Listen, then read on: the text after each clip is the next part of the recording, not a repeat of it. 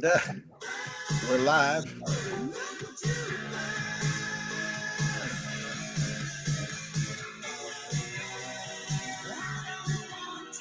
I have to talk over the music or else they'll kill my show. If it goes 7 seconds, then I'm in copyright infringement. Okay.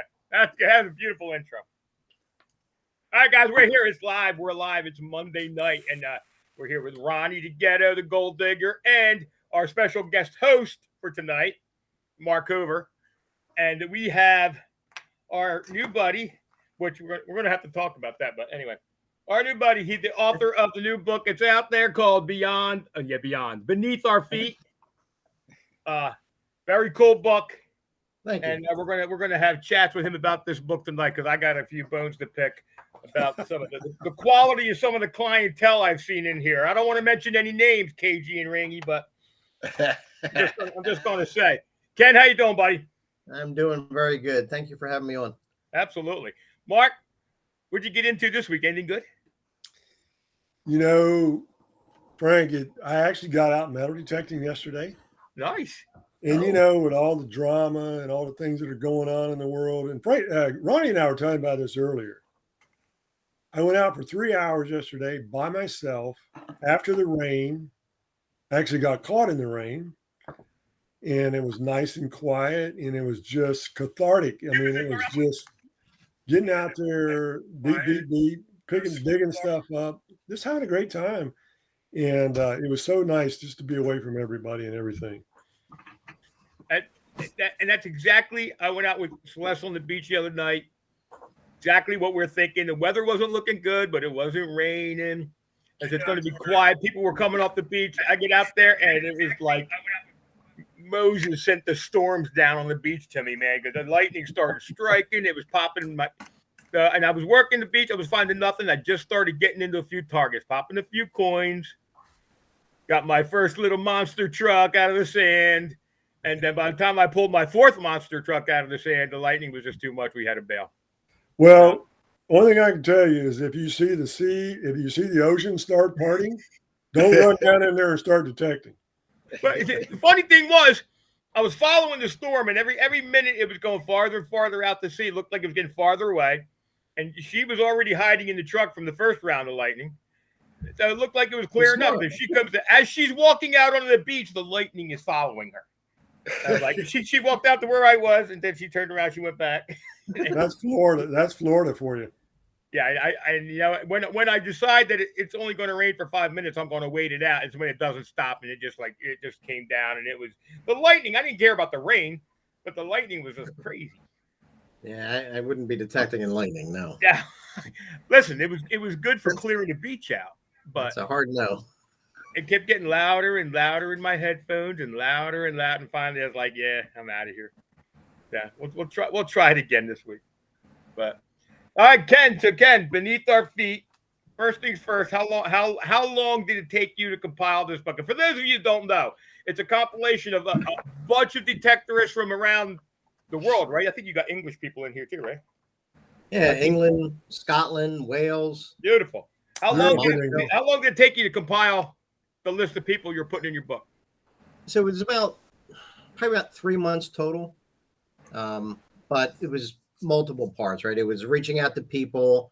It was getting their information. It was doing the book layout. I did all the Photoshop work myself. So I literally did everything in the book. So there was a lot of pieces of it. The connecting with the people and getting their info and their pictures was about a month, but then about 3 months total. I had a couple marked off, and I'm looking for a specific one that I can't find now. Mark, on page 80 if you're looking for mine. Let me guess. Here's the thing, and I know you want to be a respected author, but yeah, it seems to me that when you miss a very important picture, I don't know. We'll see. We'll see what volume 2 brings. I kept looking. I said, well, maybe I got a shortened version, but that's okay. But you got some of our favorite characters in this book. You got my buddy Butch Holcomb. I was just talking to Butch Holcomb about 10 minutes ago. How much diversity was it in talking to some of these characters? I mean, how many of these, and you don't have to mention names, KG and Ring. But I mean, how much was it from the how much of a departure from normalcy was like talking to like a guy like Butch? How much did they put you through trying to get their information out of them? So most of the people in the book I've actually detected with personally or have a connection with, right? So when I reach out to people for volume 2, it's not because they weren't good enough to be in volume 1 or their fines, right? It was just literally, it was 50 people and literally 40 of them I knew, right? I've hunted with them in England. I'm hunting with them in the States, or I have some type of connection with them, like with Butch, Ed Huffman. I bought a lot of detectors from Ed, so he's in there. So it's people that I know. Right. So that's like 35 to 40 of the people. And then once I got to 40, I reached out to some other content creators to see if I could bring them in, like Brad from Green Mountain Metal Detecting and a gentleman named Gareth from the Dukes of Derbyshire over in England, Gypsy Jules. Mark was nice enough to connect me with her. And then Todd Yerkes was kind enough to provide some people he thought would be a good fit for the book. So I was almost there, 40-ish of the people I knew. And then it was just another 10, well, actually 12 because I lost count. Yeah, so there's 52 people in the book, not 50. Two questions. How much did Mark have to pay you to get in?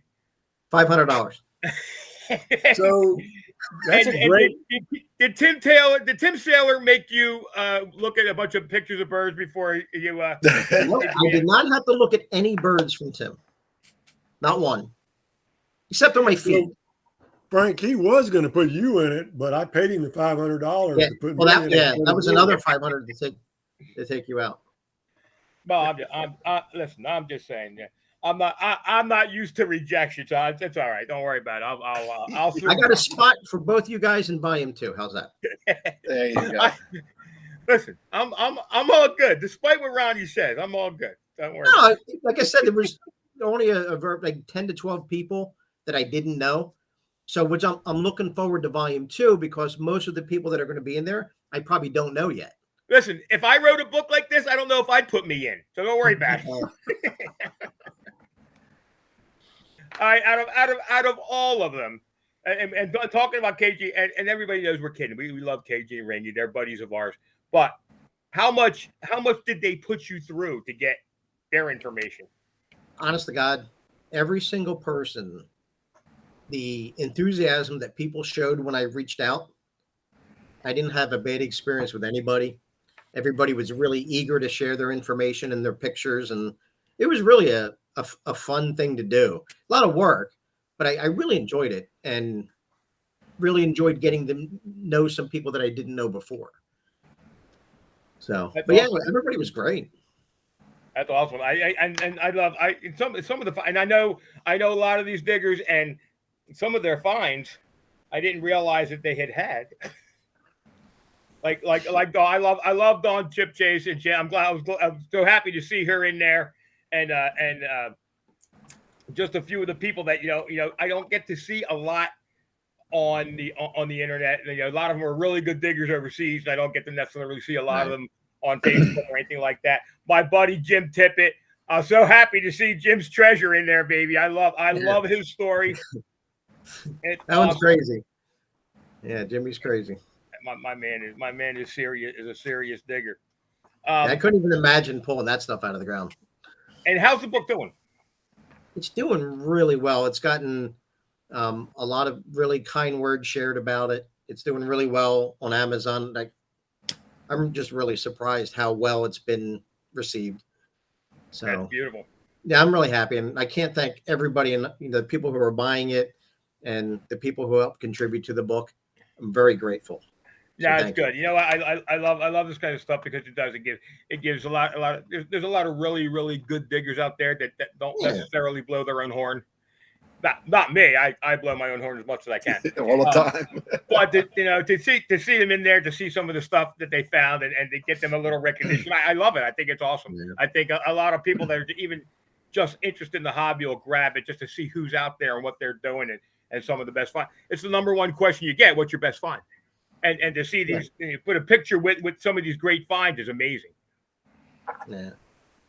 Like Well, Ron, Ron, that one find that you have, that's not going to go in the book, right? Because they're talking about Well, like I mean, actual finds. if he invites me to the next issue, I will put it in there for everyone to see. Especially, Oh, I thought they were Burns- the actual finds. Oh, okay, that's right. that Right, was an yeah. actual find. You know that. It was an actual find. it's And, not always It burns. it's not always the best find. Sometimes it's just a very interesting find with Right. a really good story behind the find. Exactly. And that's what's interesting about some of these stories in the book is if you were to talk to some of these people about the particular find that they submitted for the book, there's a lot of interesting stories behind these, which makes it kind of a lot of fun. And Ken is getting a lot of those stories, and he knows a lot more about some of these finds behind the story because you can only put so much in the book. But there's a lot of information about those finds and the individuals in the book, which is kind of cool. And Ken, did you like were you exposed to new guys that you really hadn't heard of that really were kind of explosive with the stuff that they had found that you basically didn't even know about before? It was funny. I mentioned this to other people before, but my wife must have heard me say, "Oh my God," or "Holy," because every time I get an email, right, and I would open, I'm like, "Oh my God!" Like some of the finds I didn't know people had found, and when they sent me the emails and the photos, I was like, "Oh my God!" Like there's just everything one better than the next. It was really cool to see. And one of the comments that I saw, and I hadn't really thought about it before, but it's almost like a really good motivator book. Like if you're hitting a dry spell or you're like, and then you look like, okay, then it kind of gives you motivation to get back out there. Listen, every one of those guys in that book have gone through a stretch where they were like they were going to wrap the machine around a tree because they're just not finding anything. Yeah. And it's just that day where you stumble on it and bang, it's there. Yeah. Just lucky feet sometimes, right? That's right. Absolutely. Yep. I can't tell you how many times I took a wrong turn down the path and found something good or lost my shovel or something, but something interesting always happens down those trails. Yeah, it's weird. Like, so my last trip to England in March, right? I was walking and I stumbled. And when I stumbled, I'm like, I just kept walking in the direction that I stumbled. And like 4 feet later was a hammered coin. Yeah, that's the way So it if I goes. don't stumble, right, I probably never find that coin. Exactly. You're not getting on that It's track. weird, right? Just So I wanted to go back. I saw our buddy KG with the ring. And as soon as I knew Tim was in it, I knew the ring was going to be in it. But I forget now what was the great find that KG found? the railroad tag from the Civil War Railroad. Oh, okay. I thought it was going to be one of those antlers behind his head on his show all the time. But, okay, yeah, that is actually really cool. That U.S. military railroad tag. That's a rare. Yeah, that's pretty cool.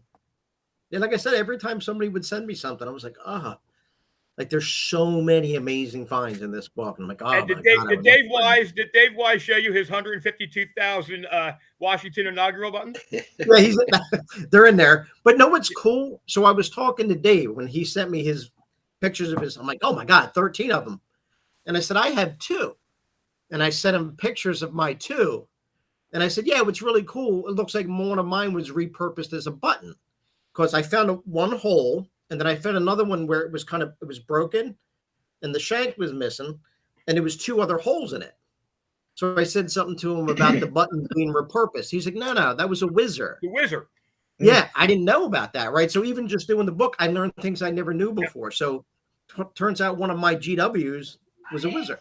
And sometimes they'll notch the edges so it makes more sound in the air. And yeah, so I thought that was cool. I really appreciated Dave giving me that little history lesson. It was cool. I thought I'd mention Dave Wise because he still hasn't sent me a button because he keeps promising me, but I never see it coming. Speaking of Dave, did you see that he got somebody to make a miniature of him? Not very expensive, but he's always wanted a miniature White's metal detector. And he and I have talked about it and all, but he came across somebody that not only made him the detective, but made a miniature of him and put it all in a nice package and everything. Oh yeah, I It did. looked- I did see it, and at first I thought it was Gary, but it wasn't Gary. It was somebody There else. was somebody, it was a young lady that made it. It looks like a Hummel. Yeah. Yeah, pretty cool. Right? Yeah, Yeah. An action figure. yeah, kind of. Not quite as big, but yeah. So Yeah. I was going to tell you, I'm one of the people that Ken didn't know when he contacted me. And this, I think this is really the first time we've actually talked face to face, right, Ken? Yeah. We've talked I had on the phone a seen- lot. Yeah, I'd seen stuff that Mark had done and the article that he wrote on Jimmy. And just, I had a lot of respect for Mark. And when I reached out to him to be in the book, I'd never really spoken to him before. And like I said, he was very helpful. And I wanted him to write the forward for the book, but I was kind of afraid to ask. It's a big ask to ask somebody to Yeah, write a sure it forward is. for the book.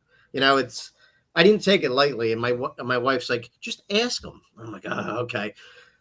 But he knocked it out of the park. And Mark, thank you so much. It's a great forward. I'm gonna tell you a little secret, especially now that I know that you didn't really know Mark before. And this is not a joke. This is dead serious.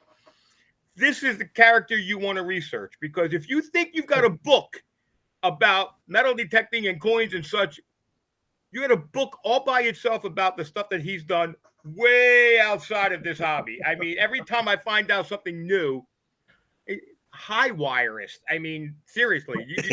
But know what the best part about Mark is? His wife's jam. His Yeah, her- okay, yeah. his Oh. wife's Starburst jam. Why don't y'all It's rub it in a so little bit good. more? Why don't y'all? Oh, He sent me God. some How you gonna jam. get My me wife's like, started? oh I my still God, haven't this is so flipped it good. over, We had a Frank. choose I'm board the so other sorry. night, and I sent him a picture. His jam, we knocked out a jar of it. It was so good. Yeah, everybody wants to tell me about Mark's Yeah, wife's forget jam. about his detecting. Get the jam. So, I heard it's very good. I haven't It's tried it really personally, good. but I've heard it's very good. oh boy. I'm gonna have to drive over and just deliver it to you. We're gonna have to drive over, give it to you, go detecting, and then we'll be done with it. Just But, put it on a slice of toast and mail it to them. Exactly. Oh, it's so good. Burnt toast. Well, Well, Mark's such a good writer. He's just going to write me a detailed description of how good it is. And send it to me. so when Ken called me, it's a humbling thing to be asked, and I wasn't Sure it really is. sure what he was asking. And he described it, and I said, "Well, look, honestly, I will tell you, there's at least 100 other people that should be in that book before me, or if not more." And he said, "No, I want you to be in the book." And I said, "Well, I'm humbled, and it's a gracious offer. But based on what you're telling me, I think this should really only be volume 1." And he said, "Funny you say that, because it's going to be called Beneath Our Feet, Volume 1. And I really do believe that this book is going to do really well, and it's going to lead to a lot of other volumes." And we've since have talked about some ideas. We've kicked around some ideas. I told Ken I'd help him as much as I possibly could. And of course, between the four of us just sitting here, we could come up with a couple hundred names just for the four of us. And Right? drop, putting downsizing this thing to 50 names had to be probably one of the most difficult tasks there was. Well, so the initial concept of the book was 100 people with their top 3 finds. So it would be about 420 pages, and it was going to be the size of like an 8.5 by 11, almost like an encyclopedia. Right. And then when I was going to do some independent printing rather than go through Amazon. I was trying to keep the price as low as I could, but I ran into quality issues. That's a whole nother Yeah, story. for sure. But it was like $50 to $60 just to print it. And I'm like, that's not a price point I want to be at. So Yeah, I right, sure. all right, so I need to reduce the people. So then I was going to reduce it to 25 people with their top 20 or top 3 finds. So it'd be 120 pages, which was kind of the number I wanted to be at. But I had more than 25 people almost instantly. So I'm like, all right, well, I know of more than 25 people I want to invite. So that's when I'm like, all right, 50, because I think the people are just as important as the finds. it's really neat to learn about people and read Sure. about people, and right. And So I the other thought, thing is, you've got, again, just at this table, you've got 3 guys here who've been detecting between us about 150 years, and then asking us to pick our 200. top three finds, you still wouldn't have the book written, because That's what I mean, right? we'd still be going through boxes, going, "Oh yeah, I forgot about this." And yeah, there's so it's many like, people it's like that picking your deserve to be in the favorite book. children. Yep. There's so many people. And like I said, 40 of them I knew from detecting, that I've detected personally with in England or the US. So I reached out to them first. And then there was a couple fillers from there. But there's so many people that deserve to be in a book and have Yeah, their finds. there's some great diggers out there, and there's a lot of them. Now, I'll tell you something about this book that a lot of people don't know about. So when Ken reached out to me and asked me to write the foreword, I said, look, I'll write the foreword if you feel like that what I send you complements the book, really helps the book. And I didn't want to do anything that would detract from the book. So I asked him to send me the introduction that he wrote before I wrote the foreword, just so that I could kind of tie into that introduction. Sure. And when I read the introduction, and Frank, I don't know if you've read it yet, but it is the best description of what it means to be a detectorist than anything I've ever read. I was like, Right. I was blown away. I was like, there's nothing I can say that would improve on what he wrote. That It's meant a lot.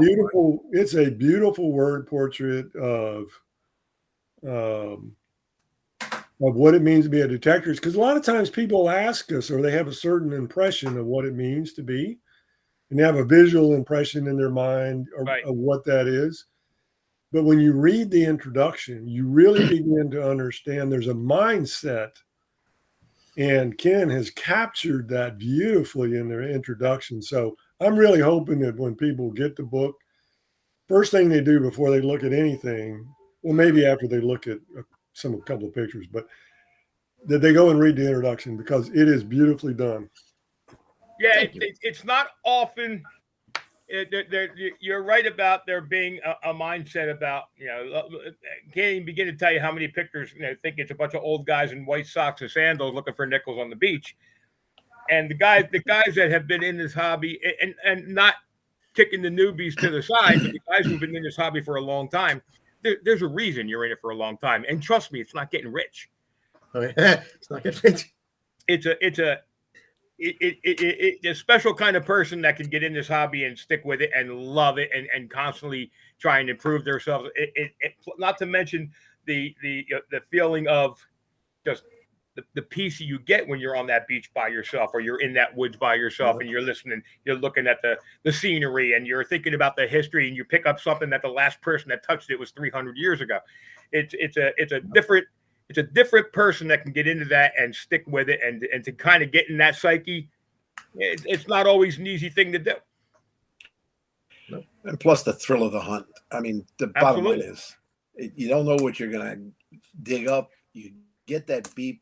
You know if it's a good signal. You're starting to get the blood starting to pump before you even dig the hole. Yeah. And then when you pop that baby out of there, And your eyes light up, your heart starts pounding. You say, "This is what it's all about." And for me, when the research, I love the research. I got a room full of books. I love it. But when you research the hell out of something and you think you know where it is, and you get there and then you find something, that to me, that's Christmas morning.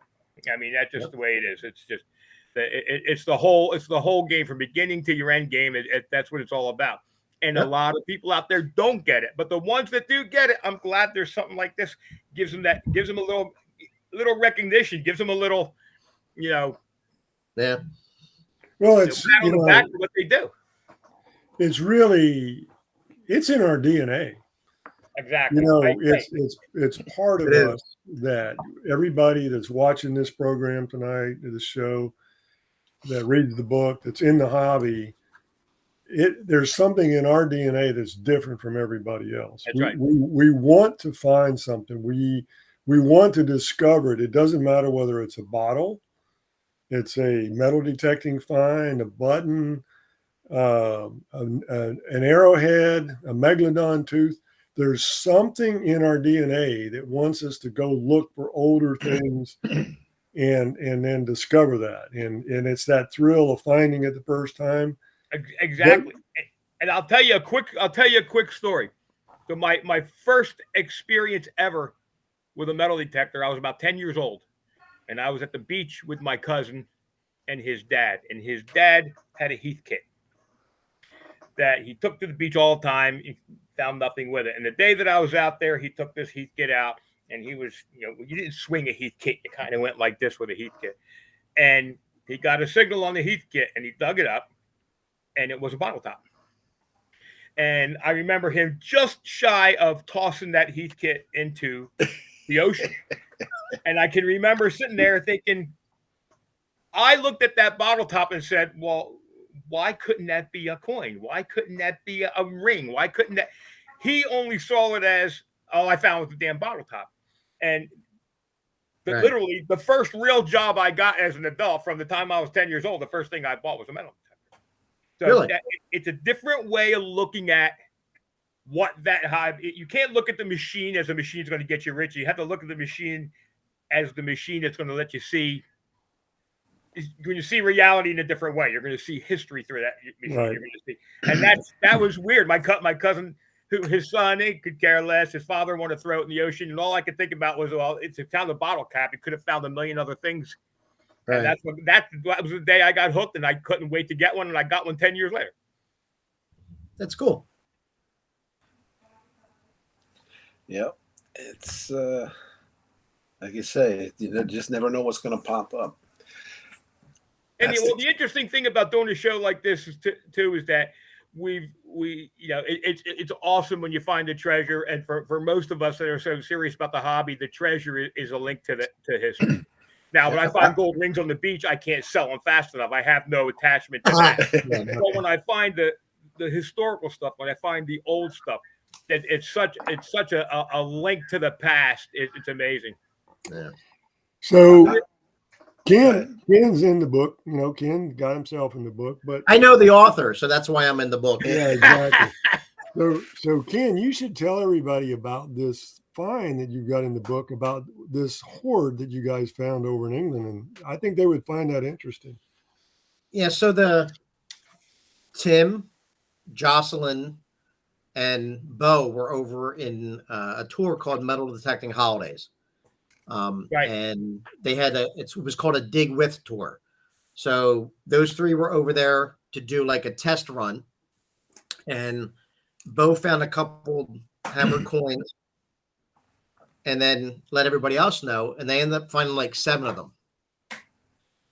That was in September of 2017. I had booked a trip in March of 2018. I didn't know Brandon Raynice was on it, Dr. Tones. Mm-hmm. I booked the tour. It's the only one that had an opening at the time. So remind me later to tell you a story about me and Brandon. Yeah. And gas station sushi.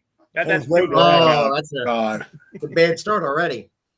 So we went in March of 2018, and we went to Hammered Hill, where they had found these coins. We ended up finding 7 more. And then they officially declared it a hoard. Right after we left, they plowed the field, and they found like 20 more. No kid. And then I went back in September that year, September 2000, and found another one. So there's a total of 46 coins now. And it was requested that we donate them to a museum, and I was more than happy to do that. Right. I mean, it kind of stinks not bringing them home, but it's going to be there forever. As soon as I die, nobody's really going to care. It'll get passed down through generations, and somebody will end up selling it to someone's going to walk in that museum now, and they're going to have an opportunity to see it. Those coins will be there for generations. Yep. In the town. I think it's in Whittington Castle. So it's part of history forever now. Absolutely. Ken, what does it mean? What does it mean when they declare it a hoard? What's the difference between when they don't do it and when they do it? So from what I've seen, I've been to England 8 times now. I'm getting ready to go back for my 9th trip this September. And depending on where you go, depends on what they want to claim sometimes. Like where we found this hoard, there had never been a hoard found in that area before, at least in that section. So even though it wasn't treasure, they said, would you mind donating it? So usually if it's treasure, the Crown will claim it. And then they give you some money depending on what it is, right? Well, But is for a these, hoard the number of coins you find, or what determines whether it becomes a hoard? so two, from what I've seen and people that I know that have found things, 2 coins, like 2 gold coins next to each other, is a hoard, and probably will get claimed. But like I go to Colchester a lot now, and they've found so many gold coins there. Almost all of them get disclaimed now. They've taken so many for the Crown and for the museums. If you find one there now, like my friend Jay did, Jay's in the book. I'm pretty sure he's going to get his. It's probably going to be disclaimed, and they'll end up sending it to him. So unless a place like that, unless it's something extraordinarily rare, Yeah, they're there's probably not gonna hundreds claim of those Celtic golds that come out in Right. Colchester. So they could only claim so many, and then it's like, well, why do we need another one? So they end Right. up disclaiming them, a lot of them. Now, when they claim that, and because a lot of people have asked this over the years, because everybody believes that we should have this system here.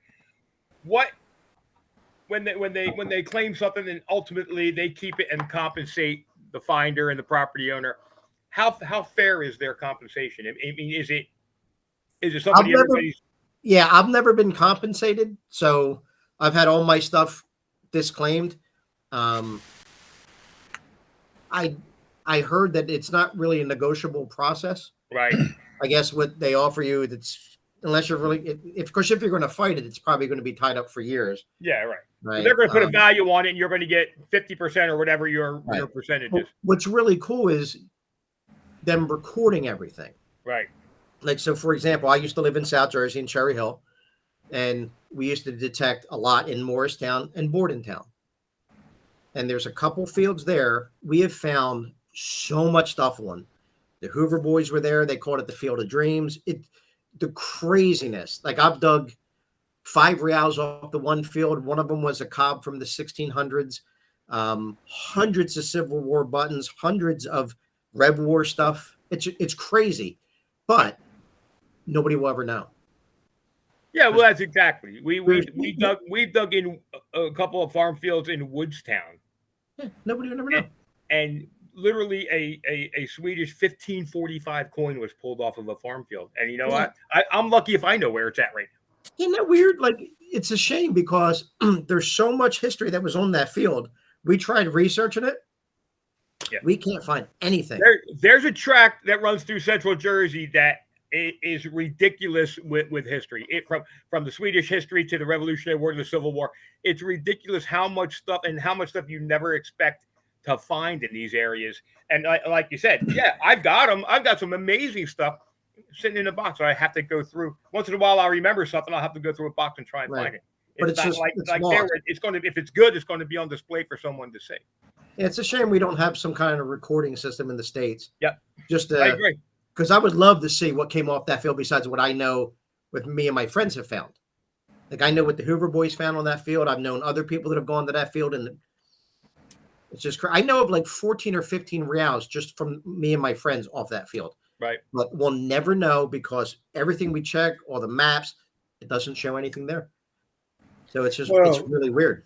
And that's the great thing about the book. I mean, what you're describing is, none of that will ever be recorded, but at least now with the start of the book that volume 1, you are starting to record finds that exactly. people have talked about. It's awesome to see the people that dug it and the work they went through to dig it, but to see some of this stuff, guys I know that I didn't know they had found some of these finds. That's awesome. That's amazing to see some of this stuff that's come out of the ground.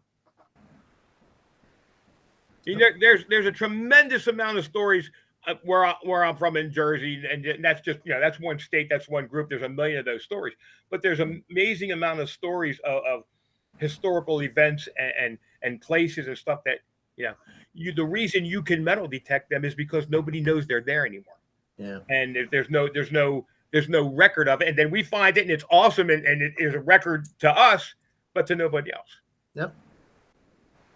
I mean, if you think about it, this book would go in so many different directions. You could do like beneath our feet, Florida, beneath our feet, New Jersey. You could do one for every state. Yeah. You could do different volumes. You could do different countries. You could do I different. like that, Mark, because I could be in it twice, New Jersey and Florida. That's awesome. Or not at all. Or not at all. That's always an option too. We get you in the book holding a jar of strawberry jam. That would be the best find in the book. That It would is be so a good. find right there. I'll tell you what, because I've been hunting for like 4 years now, and I haven't found one. Really good. You know, when I'm talking to you about the jam, I'm really hoping that it gets through to your wife, and she'll be, oh, please bring Frank this bottle of jam. You know, the last time we talked, I went and told her about it, and then I got your address, and I forgot to ship it.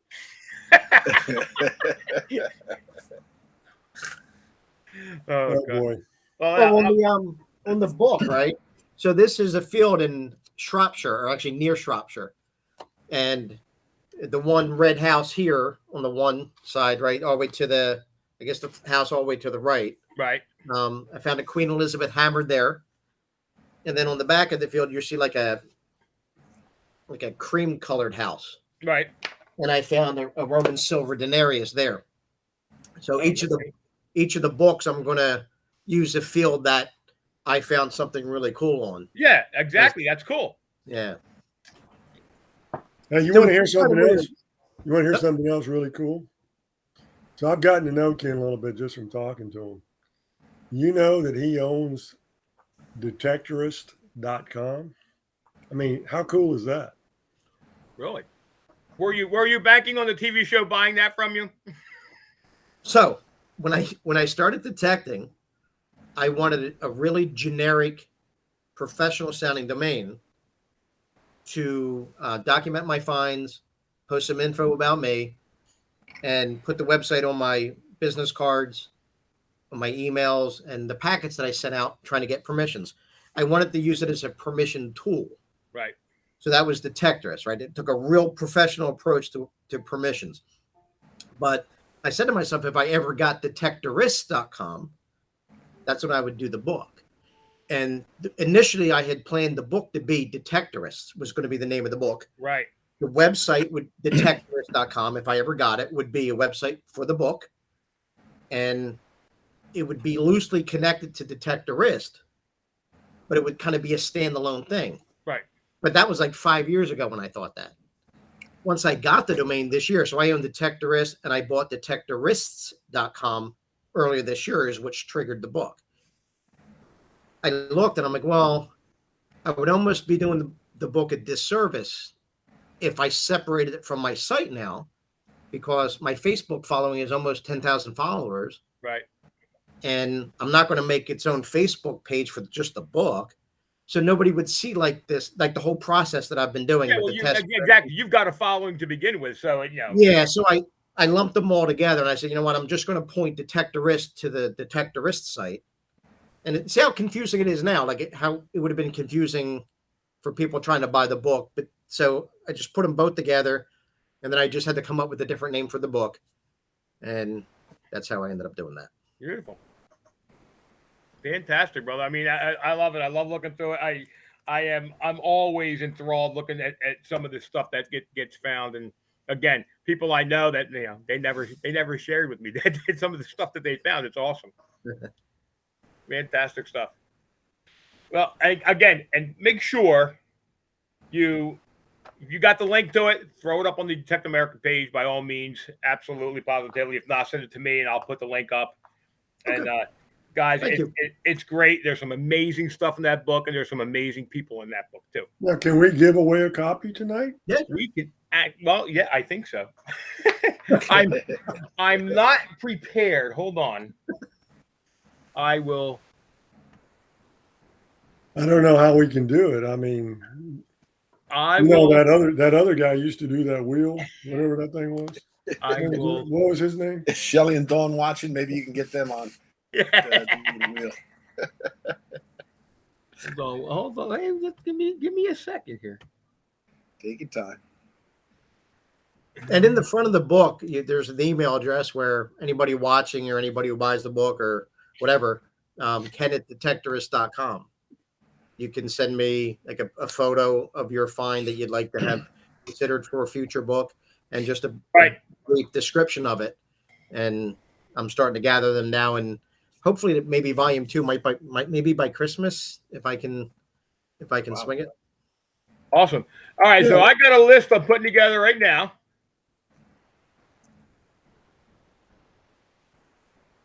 So we're going. This is going. So again, if your name gets picked, you got a minute. Get in touch with me.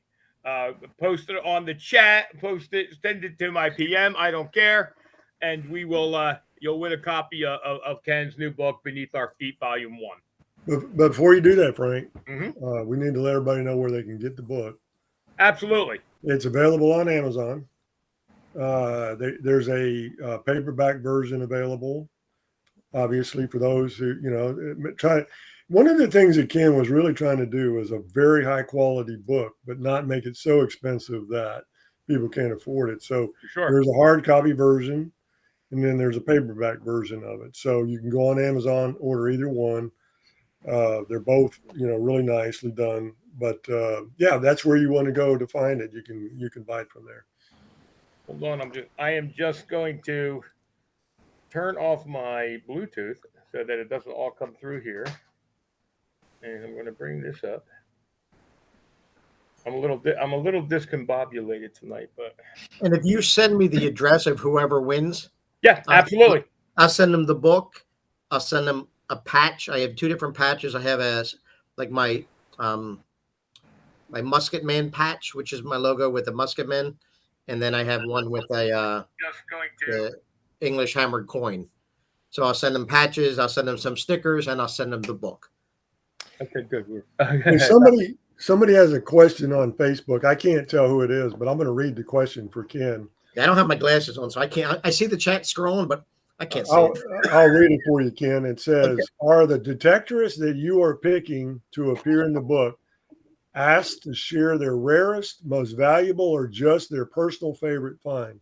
Just their favorite, whatever their favorite is. Like my favorite wasn't my oldest. I found Roman silver hammer, silver denariuses, right? But to me, having a coin that was part of a hoard that was going to be put in a museum in England, and then have it connected to so many other well-known detectorists, like Tim and Bo and Brandon and Jocelyn, like just to be part of that group is very humbling. Like, they're experts, right? I was just some guy that found, a blind squirrel found the nut, right? So just to be associated with them and be part of that was amazing. So that's why that was my favorite. But it wasn't my oldest by far. Right.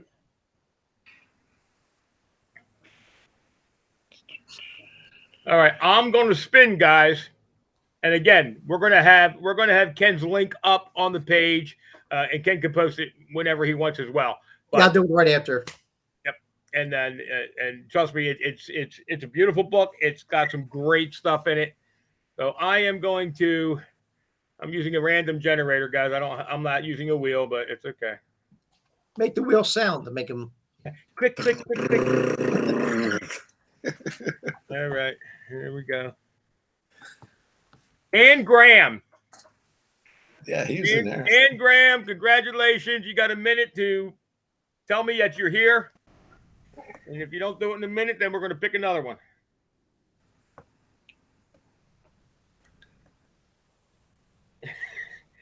Shannon Bortner is singing the song.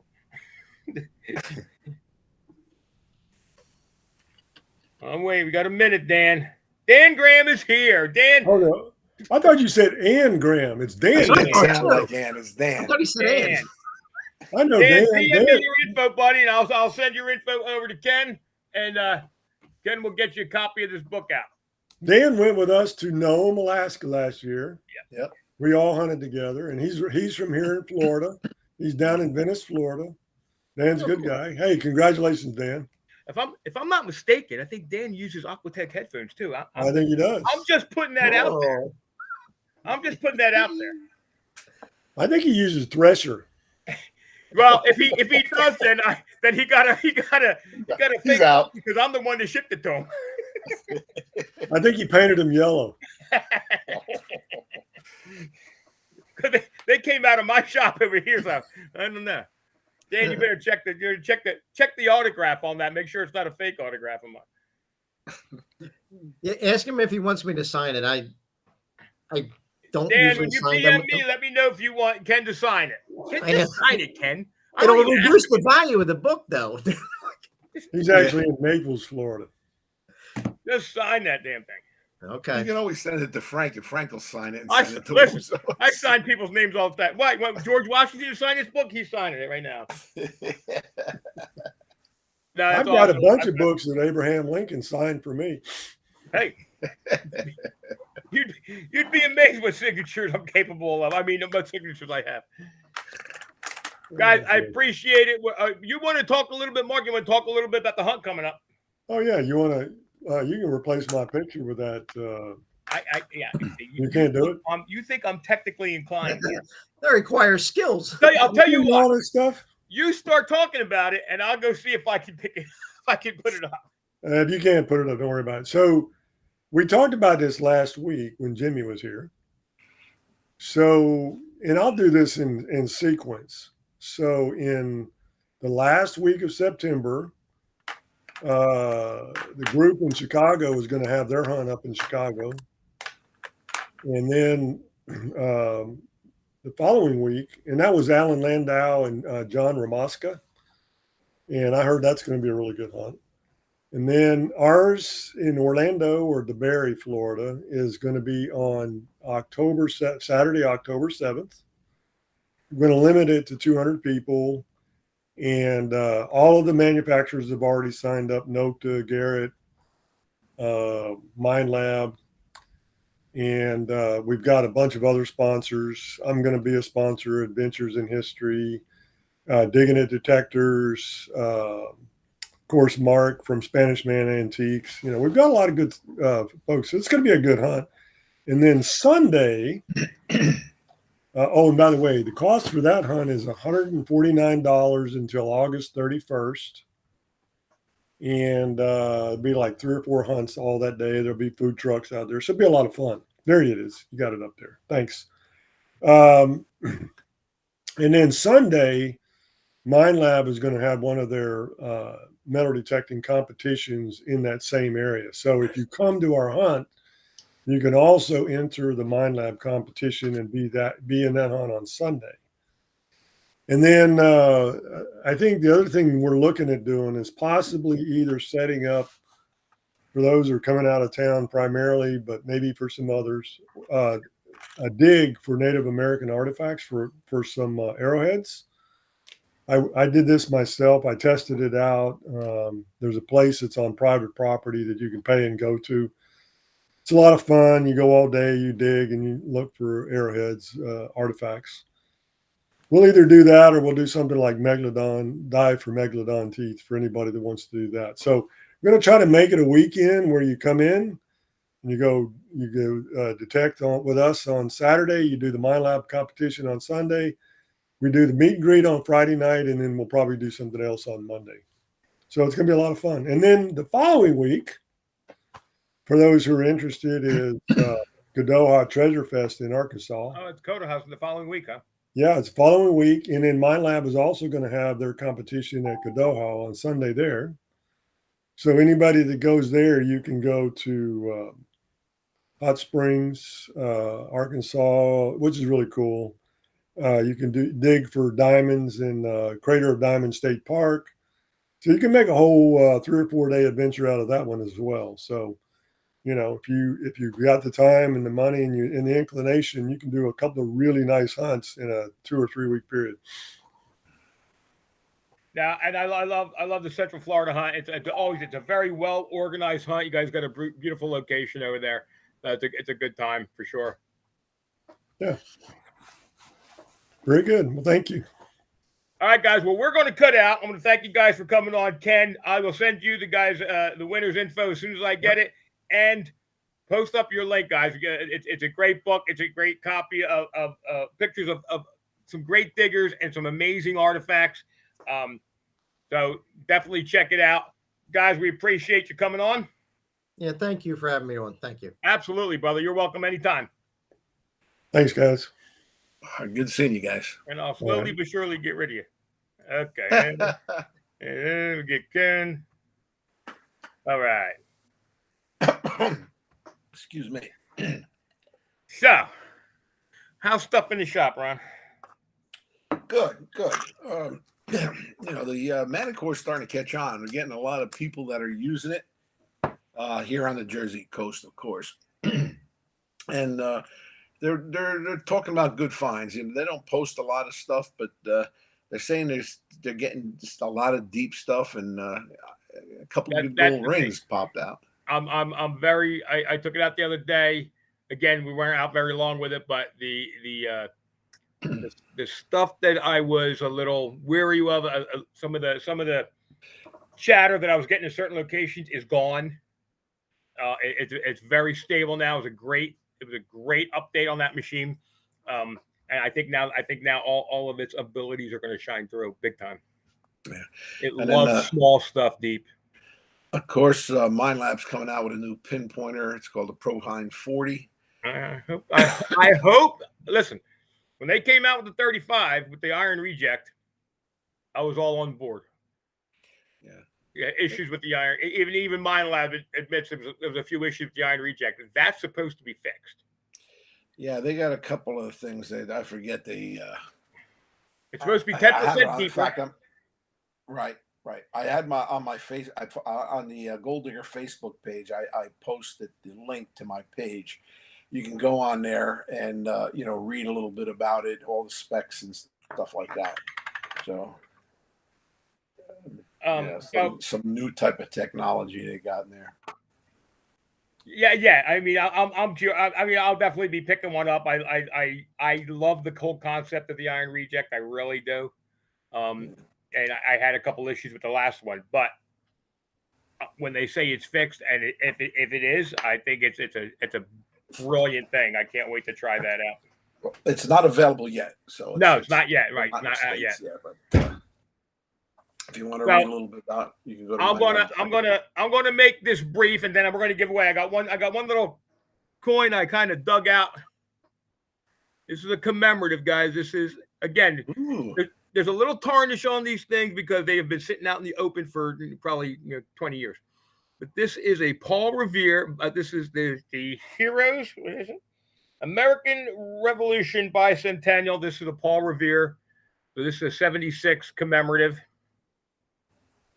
We're going to give that one away. I just want to touch on all the crap that's been going on. We're going to be real brief about this. Okay. Everybody noticed the missing picture in the room today was Steve Pacifico. And Steve has stepped down. Steve has stepped away from Facebook, Detect America, the show. A lot of you know roughly what the story was going on. We support Steve 100%. The stuff that was happening to Steve was wrong. And when it crossed the line and started to impact his family, Steve drew the line. And knowing Steve the way I know Steve drew the line before he, did something he would probably regret. So we are 100%. And as all of you know, Steve's been one of my best friends for 10 years. He's always an open door policy, and I completely support what he's doing. And, when he decides to come back, there's an open door. Steve's never away from here. However, I understand, and he has our support. Steve has our support because Steve was wronged in this. That being said, we have a few things up our sleeve here at Detect America, and I'm not at liberty to tell you right now. We are finalizing a few things, and there's going to be a couple of new faces. One in particular is going to be a pretty big deal. We're going to do a few things differently. We are going to be kind of attacking a whole bunch of facets of treasure hunting, and they're going to be with some people that really know what they're talking about. I'm excited about it. I'm excited for the person that we're talking to coming on board. I'm excited for a couple people that are going to be in and out. I got to tell Ronnie about that one later. But it's going to be exciting, and we can't replace Steve. There's never going to be a Steve 2. It won't happen, guys. You're not going to replace Steve with Steve Light. That's kind of a contradiction in terms. But that being said, what we're going to do, where we're going to go with this, I think is going to be really cool. And I think the people that are going to be involved in it are going to be, let's put it this way, their names you know. Right. Their names you know. That being said, I'm going to pick one more. We're going to give away this Paul Revere commemorative 1976 American Revolution commemorative. And I'm going to do the same thing right here. Maybe I'll figure out eventually how to use the wheel. But right now we're just going to use the random generator. And let's see what we get. And hold on, I got to find out the number. Okay, 85. Okay, and the winner. And you know what? It's so fitting because the last couple of contests that I won, she was responsible. She entered a contest on Josh's show and she won, and then she couldn't get the prize because she had already won, so I got the prize. So congratulations, Barbara. Hopefully she's still on. That's another thing. Barb, you got 1 minute. Post on Barbara the page. who? Barbara Connell. Barbara Okay. Dirt Pirate Kinnecom She's Morrow. right there, man. She was commenting just before you picked the name. Wait, I don't see it. No, I don't think she's here. So Barb, you're just about. Oh yeah, I see it. Okay, sorry. Yeah. All right, Barb, congratulations. Send me your address. I think I already have it. I'm sure I already have it. Well, congratulations, Barb. You get the Paul Revere. It's a little tarnished, Bob. Barb, it's been sitting around. Let me know if you want me to ugly box it for you. I'll clean her up. So, Ronnie, you have anything left you want to say? You want to do another giveaway or no? We can do another giveaway. Listen, I am getting really good at this. Yeah, I didn't want to throw too much at you. I've got it down. I think there's a couple more people. Let me add them in.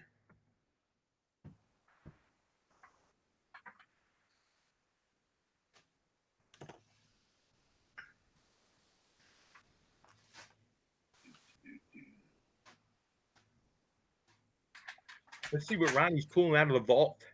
Yeah.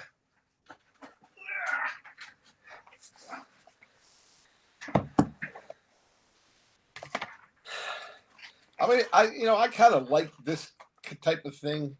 They're like a hard times token, 1830s. Yeah. What are they like 37 or something? Yeah, around that area. They're not as collectible. They don't bring like the big money that a lot of the coins of that age. But which surprises me. I'm surprised they're not more sought after. Absolutely. I hate to say it, I would rather collect them. I love those hard time tokens. Let me find one here. Okay. This one's cool. This one I like. This is a nice one. They call it a store card. Yeah. The grade on this is about very fine. And it's Henry Anderson, Chatham Square, New York. And what date is that? Is that Civil War date or is that 1837? So that's the hard times token. Okay. You see the boot? Oh yeah, I see the boot. Let me see what the back says. Crying out loud, I'm getting half a blind. Let me update this list because a couple of people. Okay. Yeah, Chapman boot and shoes. And it's 1837. And it's Chatham Square, New York. All right. All right, guys. We're spinning the we're not spinning anything, but we're spinning for the hard times token. Hey, let me know. Carolyn Cowling. Oh, she was Carolyn on Cowling, there. you got a minute to get in touch. Post that you're here. She was on a little earlier. Saw her. Let's see Tom Davis. Carolyn Cowling. Where are you? She's here. She's here. All right, very good. Just Carolyn, just message me, just so I don't have to go through all my records to find your address. I know I shipped your stuff in the past, but it makes it a lot easier for me to just pick up a messenger message, and then I'll get it. I'll get it out to you tomorrow. It's really a cool coin. I really like these things. I mean, I'm really surprised that they don't, aren't as popular as some of the U.S. large cents. I blame NGC. I think it's a conspiracy against the hard time token. It could be. Because they're all, you figure 99% of the hard times tokens are circulated, so you're probably not finding too many MS70s. Yeah, that's for sure. That's for sure. But the wear gives it a lot of character. Absolutely. I think they're awesome. Yep. All right, guys. So we're going to call it a night, and we appreciate everybody for tuning in. And our best to Steve Pacifico. We hope we hear from him soon, and we want this crap sorted out. And we understand. We support everything Steve does, and that's about it. Moving forward, I think you guys are going to be pretty excited about what we got going on. Anyway, We'll see you guys next week. Have a good evening. Be safe, and we'll talk to you soon. Good night, everybody. As soon as I figure out how to